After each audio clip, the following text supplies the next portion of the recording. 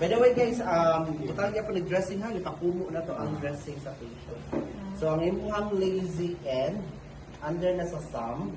So ganiya is pin man to sa index o sa imuhang thumb. So karon under the thumb na. So kana. Diagonal niya po siya guys.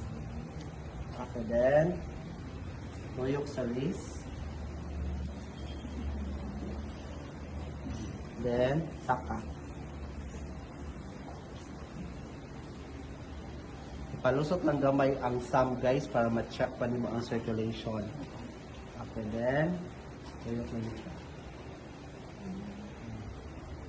And then, muhang square knot. Usab ha? Sige. Usab. Sige. Muhang lazy end. Nadiri under the thumb. Nadiri ay ha? Okay then, diagonal. Then, tuyok din sa wrist. Okay. Tuyok sa wrist. Mura imong gilak ang imuhang lazy. Then, saka. Diagonal gihapon. Then, sana. Bagay siya ni-X po siya guys.